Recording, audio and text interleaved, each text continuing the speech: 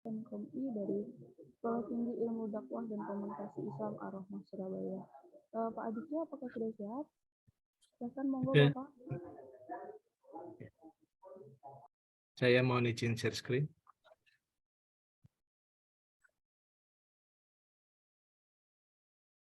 Apa sudah kelihatan semua? Bapak. Sudah, Pak. Baik, ya. Baik, saya mulai. Bismillahirrahmanirrahim. Assalamualaikum warahmatullahi wabarakatuh. Innal hamdalillahi nahmaduhu wa nasta'inu wa nastaghfiruh wa na'udzu billahi min shururi anfusina wa min sayyiati a'malina mahdihillahu fala mudhillalah wa may yudlil fala hadiyalah. Asyhadu an la ilaha illallah wahdahu la syarikalah wa asyhadu anna Muhammadan abduhu wa rasuluhu la nabiyya ba'da. Allahumma shalli wa sallim ala nabiyyina Muhammadin wa ala ali Muhammad kama barakta ala Ibrahim wa ala ali Ibrahim fil alamina innaka Hamidun Majid. Alhamdulillah, pada kesempatan kali ini saya menyampaikan terkait dengan materi tujuan dakwah. Ya. Sebelumnya saya ingin bertanya, bagaimana kabarnya semua Bapak Ibu pada hari ini? Apakah sehat? Alhamdulillah. Tetap semangat terus ya, karena kita harus semangat. Dan mohon untuk semua Bapak Ibu menyiapkan catatan, karena Nabi SAW bersabda, qaidul ilma bil kitab, ya, ikatlah ilmu dengan tulisan, ya. Jadi mencatat semuanya apa yang mungkin kita bahas pada pagi hari ini. Baik, tujuan dakwah yang pertama, yang kemudian yang kedua adalah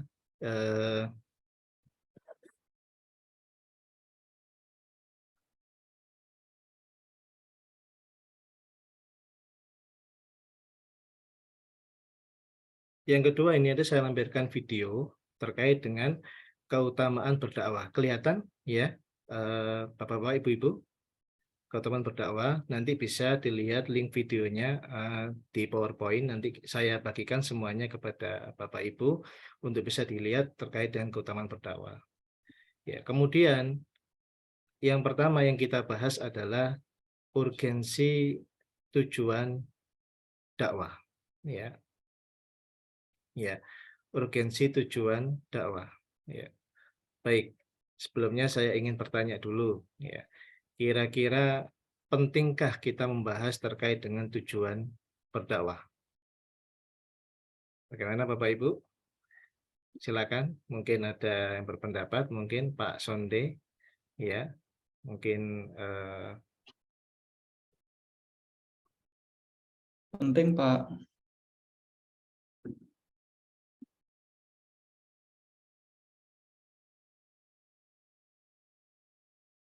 Ya, baik, penting sekali ya. Kira-kira apa pengertian dari tujuan berdakwah? Silakan mungkin Ibu Nur Saptini. Ya, Bapak. Ya, Ibu, mungkin bisa disampaikan mungkin sekilas apa kira-kira pengertian dari tujuan berdakwah. Tujuan dakwah ya, tujuan dakwah apa pengertiannya? Oke, terima kasih Bapak ya dari sepemahaman pemahaman saya ya, yang namanya tujuan kita itu berdakwah ya untuk apa? Untuk menyiarkan ya, menyiarkan ya. Jadi terkait dengan akidah, tauhid, syariah yang ada di agama Islam. Terima kasih Bapak, mungkin hanya itu. Terima kasih Ibu Nur Saptini. Baik. Tujuan dakwah ini adalah harus diketahui oleh setiap juru dakwah ya, atau dai. Kenapa? Karena ketika seseorang dai atau pendakwah tidak mengetahui tujuan dia dalam berdakwah, maka ini sangat berbahaya sekali ya.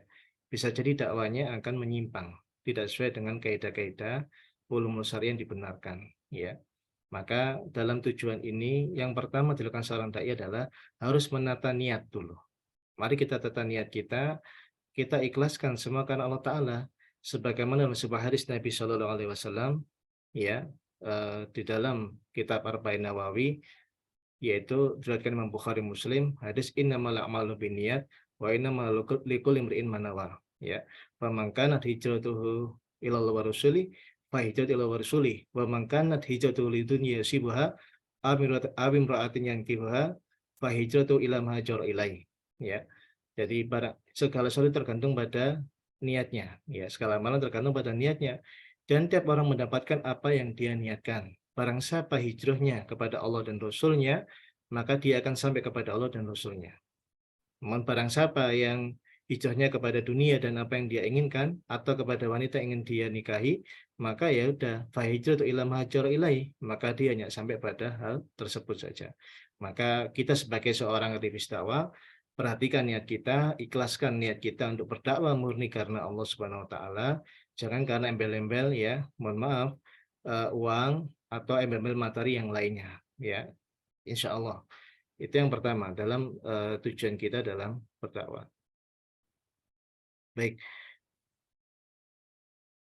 Dakwah ya merupakan suatu rangkaian kegiatan atau proses dalam rangka mencapai suatu tujuan tertentu ya. Tujuan ini dimaksudkan untuk memberi arah atau pedoman bagi gerak langkah kegiatan dakwah ya. Jadi dakwah itu merupakan suatu rangkaian kegiatan atau proses dalam rangka mencapai suatu tujuan tertentu. Nah, itu setiap orang yang berdakwah ya, maka dia harus mempunyai suatu tujuan. Dan tujuan orang yang berdakwah harus ikhlas karena Allah Subhanahu wa taala. Dan yang kedua, orang yang berdakwah harus mengikuti tuntunan dari Nabi Shallallahu alaihi wasallam misalkan, ya. Apa yang diperintahkan dalam Al-Qur'an maupun hadis atau rambu-rambu yang telah ditulis dalam Al-Qur'an dan hadis, kemudian di dalam pendapat para ulama, kitab-kitab para ulama, maka kita harus mengikuti semuanya. Baik. Kemudian tujuan dakwah menurut Hafi Ansori ya, bila ditinjau dari segi waktu ya, dari segi waktu dapat dibagi menjadi yang pertama yaitu tujuan sementara dan tujuan akhir. Apa tujuan sementara? Itu adalah tujuan dakwah yang akan dicapai dalam jangka waktu yang tertentu. Misalkan seorang dai ya membuat skema tujuan. Saya ingin mencapai dalam waktu 1 semester 6 bulan. Apa harus dibuat? Ya, kita harus membuat. Jadi misalkan dalam 6 bulan itu yang pertama apa capaian pembelajaran dakwahnya apa? Oh, yang pertama misalkan dalam kitab kita pakai misalkan kitab Arba'in Nawawi ya sebagai contoh. Berarti yang pertama hadis yang pertama disampaikan yang saya sampaikan di awal tadi, minimal orang bisa memahami hadis tersebut kandungannya apa, ya. Yang kedua, implikasi dalam hukum agamanya seperti apa. Kemudian dalam hadis yang kedua, tujuannya apa? Itu kita buat kurikulum selama 1 semester misalkan, selama 6 bulan terkait pembahasan kitab Arba'in Nawawi yang ada dalamnya adalah 42 hadis. Ya. Itu tujuan sementara. Sedangkan tujuan akhir, ya, tujuan dakwah yang pokok utama dalam suatu usaha atau sebagai disebut sebagai titik akhir dalam suatu usaha. Ya, ini tujuan akhir ya. Apa tujuan akhirnya? Yaitu mendapatkan kebahagiaan di dunia maupun akhirat. Jadi mad'u kita ketika setelah kita dakwai ada perubahan tingkah laku dan dia mengarah dari sesuatu yang kurang baik menjadi yang baik. Mungkin dia sering meninggalkan sholat fardu ya, sholat fardu 5 waktu dia nggak kerjakan. Kemudian ketika kita sudah berdakwah, ya kita dakwai dia akhirnya dia bisa tertarik semangat untuk mengerjakan sholat fardu 5 waktu. Ya. Ya, walaupun mengerjakan di rumah awal-awal, kemudian tertarik di masjid dan sebagainya, berarti ada ketercapaian dari apa yang sudah kita canangkan dalam tujuan dakwah yang telah kita buat. Ya, kemudian tujuan dakwah, ya, itu ada tujuan umum, ya, ada tujuan dakwah secara umum. Apa tujuan secara umum? Yaitu tujuan dakwah yang yang merupakan sesuatu yang hendak dicapai dalam seluruh aktivitas dakwah. Ya. Jadi sesuatu yang hendak dicapai dalam seluruh aktivitas dakwah, maupun mau ceramah, mau menulis dalam bentuk buku-buku ilmu dakwah, mau menulis di website, ya, mau konsultasi dan sebagainya. Pokoknya kegiatan dakwah semuanya tujuannya itu adalah tujuan umum, maka tujuan yang meliputi segala aktivitas dakwah itu adalah sama. Ini tujuan umum, ya, karena masih bersifat umum dan utama di mana seluruh gerak langkahnya proses dakwah harus ditujukan dan diarahkan kepadanya, ya. Ini tujuan umum. Baik, kemudian sebelum saya lanjutkan ke tujuan yang lebih khusus, Ada yang ingin ditanyakan? Bapak Ibu, silakan, ada yang ingin ditanyakan? Ya, Tidak ada, Pak. tidak ada. Baik, untuk mereview kembali sedikit yang tadi saya sampaikan, mungkin saya ingin mengajukan pertanyaan kepada Pak Sonde. Apa yang dimaksud tujuan sementara, Pak Sonde? Tujuan sementara mungkin apa dalam dakwah, mungkin ya yang tadi sebelum ini yang Oh, materi. ya, tujuan sementara menurut saya adalah tujuan yang dicapai dalam jangka pendek saja, Pak. Ya, terima Bukan kasih Pak untuk Sonde. Ya, panjang. benar sekali ucapannya. Baik, kemudian kita berlanjut kepada tujuan khusus, yaitu atau minor objektif ya. Apa tujuan khusus ini? Ya, maka tujuan khusus ini adalah misalkan di dalam apa yang pertama ya, mengajak umat manusia yang telah memeluk agama Islam untuk selalu meningkatkan takwanya kepada Allah Subhanahu wa taala. Dalam surat Al-Maidah ayat 2 misalkan ya. Wa ta'awanu 'alal birri wat taqwa wa la ta'awanu 'alal ismi wal udwan ya. Tolong menolonglah kalian dalam kebaikan dan ketakwaan dan jangan tolong menolong kalian dalam hal dosa dan pelanggaran. Ini tujuan khusus yang pertama. Jadi ketika orang sudah beragama Islam, terkadang ada kebaikan-kebaikan yang tidak dia kerjakan ya, mungkin kurang semangat dan sebagainya. Maka kita sebagai seorang dai, ayo kita motivasi. Fastabiqul khair, ayo kita, ayo. Ya, apapun kebaikan itu kita sampaikan kepada mereka ya, minimal walaupun hanya senyum saja kepada saudaranya. Senyum ya, senyum bagian dari sedekah. Atau mungkin ucapkan salam, afsus salam, sebarkan salam. Hal-hal yang sifatnya kecil, yang sering dilupakan orang, itu yang pertama tujuan khusus itu kita lakukan pada mereka.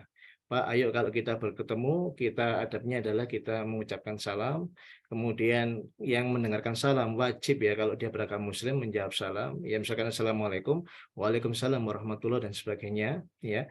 Nah, ini kita sampaikan, ya, agar mereka tertarik dari hal-hal yang kecil-kecil tadi, sehingga dari yang kecil ngumpullah ya hal yang besar. Karena kalau sudah orang meremehkan kebaikan-kebaikan sifatnya kecil, pastilah orang itu akan meremehkan kebaikan-kebaikan yang sifatnya besar. Jadi tujuan khusus yang pertama, mengajak orang yang kurang semangat untuk beribadah, maksudnya dalam hal-hal yang seperti itu tadi, kita ajak agar dia semangat. Ayo kita semangat. Semangat membantu orang, semangat senyum kepada orang lain, ya. Kemudian semangat menyebarkan salam, semangat untuk menolong keperluan orang, semangat untuk mengajarkan kebaikan kepada orang lain. Itu tujuan yang pertama secara khusus. Kemudian tujuan yang kedua ya, yaitu membina ya, membina mental agama ya bagi yang masih mu'alaf ya. Jadi tujuan yang kedua adalah ketika orang itu baru masuk Islam, maka kita jangan buat dia merasa sulit dulu. Ya, yasiru wala tu'asir, permudah jangan persulit karena Islam itu tidak mempersulit. Ya, Islam itu inna dina yusrun, agama Islam itu adalah mudah. Maka ketika ada orang yang mu'alaf baru masuk Islam, ya udah kita aja dia yang mudah-mudah dulu. Yang pertama mungkin sholat. Sholat dia nggak bisa baca Al-Fatihah, apa ya udah baca aja Bismillah. Dalam seluruh sholat ini diperbolehkan. Kemudian kita ajarkan lagi gimana Pak, mau belajar tambah lagi, baca apa Al-Fatihah, kita ajarkan baca Al-Fatihah, ya. Al-Fatihah belum bisa sampai lengkap, dia hanya sebagian, tidak apa-apa. Kerjakan sholat dengan apa yang mudah dari yang kita baca. Jadi kita permudah dulu, ya. Bagi orang yang mu'alaf dalam taklif ya, taklif dalam membebani kepada mereka kita berikan kemudahan-kemudahan dulu, ya. Jangan diberi yang sulit, karena kalau sulit maka dia lari. Yassiru wala tu'asir, permudah jangan bersulit, wabasiru wala tunafiru kaidahnya. Yaitu berilah kabar gembira, jangan buat orang lari. Maka senangkan dia. Buat dia senang dengan beragama Islam, buat dia senang dengan agama Islam, buat dia bangga menjadi orang-orang yang beragama Islam. Ya, kemudian kita tunjukkan bukti-bukti keesaan Allah, ya, dengan beberapa ciptaan yang lainnya. Kemudian kita menunjukkan keuntungan bagi orang yang beriman dan bertakwa kepada Allah. Kita berikan kabar-kabar yang sifatnya busroh, ya, bukan kabar-kabar yang sifatnya nadir, ya, peringatan, tapi kita berikan kabar-kabar yang gembira. Kalau kita bertakwa, kita masuk Islam, insya Allah kita masuk surga, surga enak-enak seperti Nah, itu membina mental agama bagi orang yang masih mu'alaf. Tujuan dakwah khusus secara yang nomor 2 adalah ini. Ya, kemudian apalagi yang ketiga, ya, mengajak manusia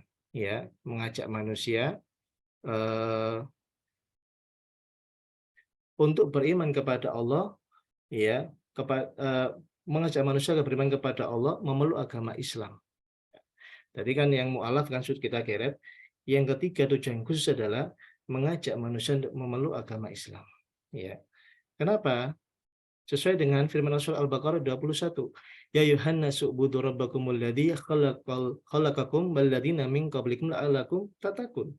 Ya Yuhannas, hai manusia, ya. Budu rabbakumul ladzi, sembahlah Tuhan kalian alladzi khalaqakum yang menciptakan kalian wal ladzina dan orang-orang min qablikum sebelum kalian la'allakum tattaqun agar kalian menjadi orang-orang yang bertakwa.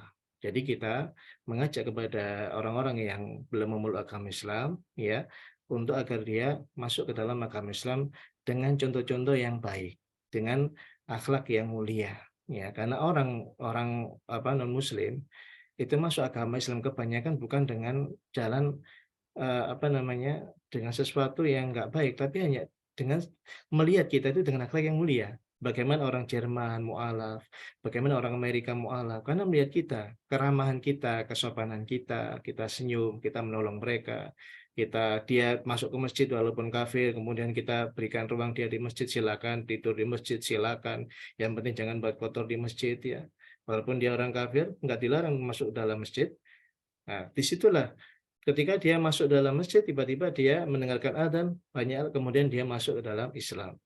Jadi dakwah itu dengan kelembutan, ya, seperti dakwah Wali Songo, ya, dakwahnya Wali Songo, kemudian dakwah-dakwah yang lainnya kalau kita tahu itu dengan kelembutan, bukan dengan kekerasan, bukan dengan bom, bukan dengan apa. Islam bukan seperti itu.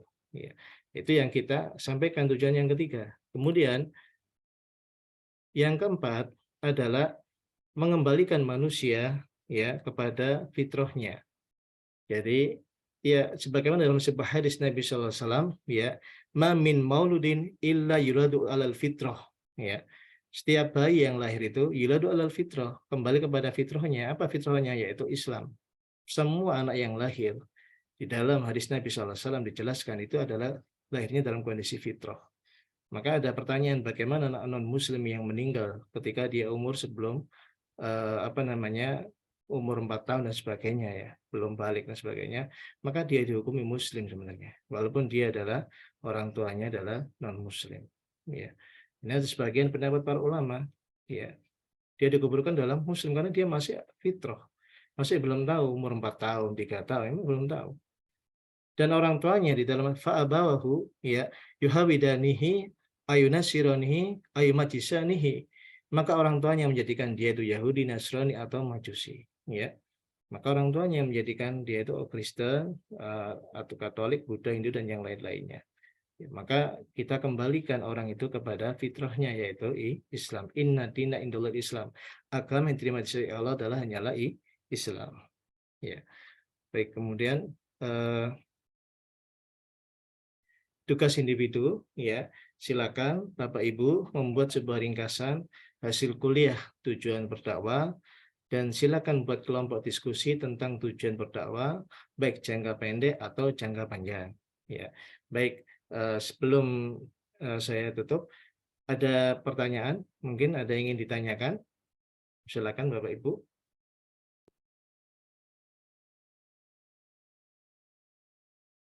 Silakan. Cukup, ya. Saya rasa cukup. Baik, kita akhiri. Semoga perkuliahan kita ini diberikan keberkahan Allah Ta'ala, ya, dan semoga Allah mudahkan kita, diberikan kesuksesan semuanya mengerjakan tugas.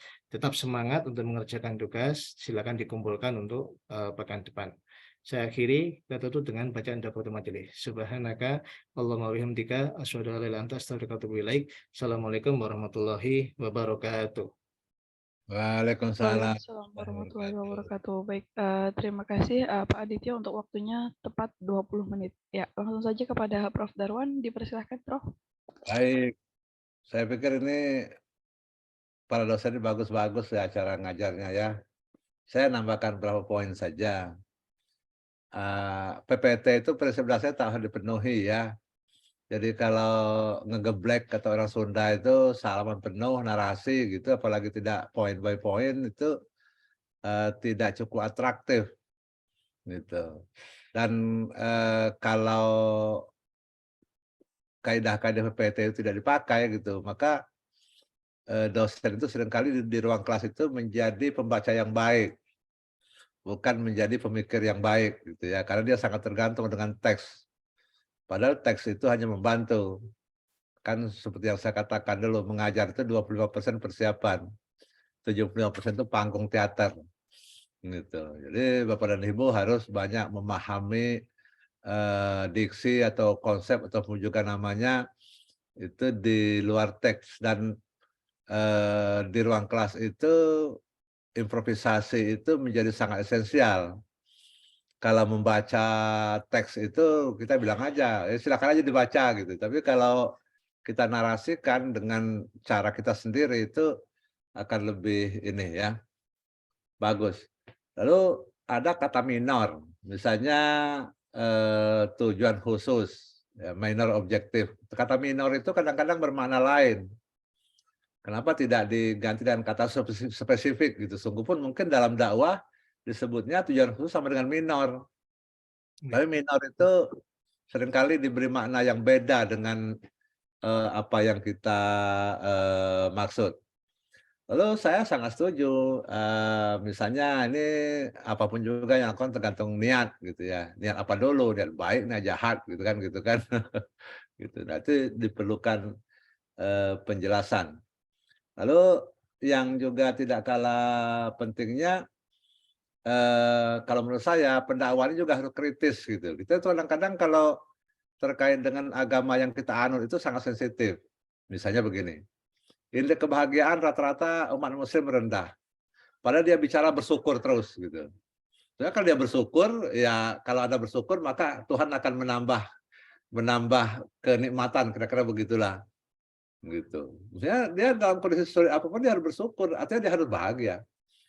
Lalu kita juga bicara selalu saja gitu ya, ayat pertama turun tuh Iqra, Iqra, Iqra gitu ya. Bacalah, bacalah, bacalah. Tapi rata-rata negara muslim daya bacanya rendah. Tingkat beli buku rendah. Kan begitu kan? Kita juga bicara di bebas dari korupsi, kolusi dan nepotisme. Gitu. Kita selalu bicara neraka jahanam, neraka jahanam, neraka jahanam gitu. Tapi tingkat korupsi tinggi. Gitu.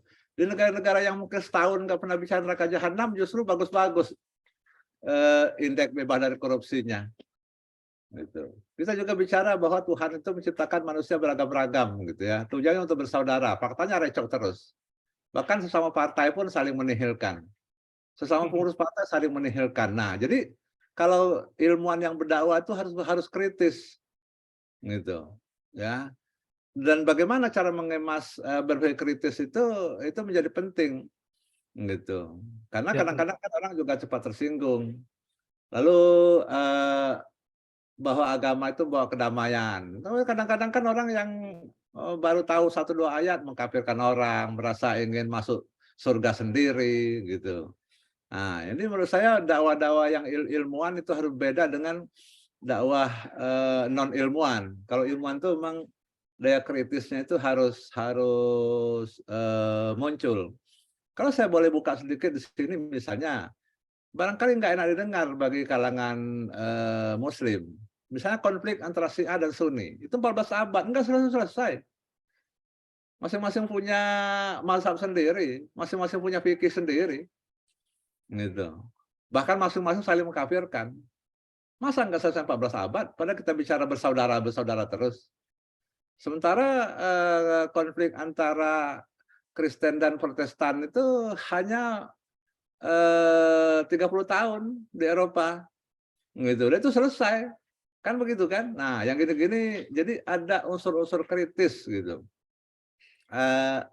Dalam dakwah itu. Nah, kalau kita ke mahasiswa itu harus kita ungkap gitu dimensi kritis semacam itu. Sungguh pun ketika nanti berhadapan dengan orang yang berpikirnya agak dogmatik gitu, Ya itu kadang-kadang repot juga gitu loh.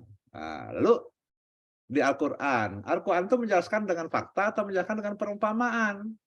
Gitu. Bagi saya itu tuh sebagian besar itu dakwah itu Al-Qur'an itu menjelaskan sesuatu dengan perumpamaan. Misalnya, apa benar Nabi Ibrahim itu menyembelih anaknya Ismail? Siapa yang tahu? Nggak ada yang bisa buktikan kecuali bahasa Al-Qur'an.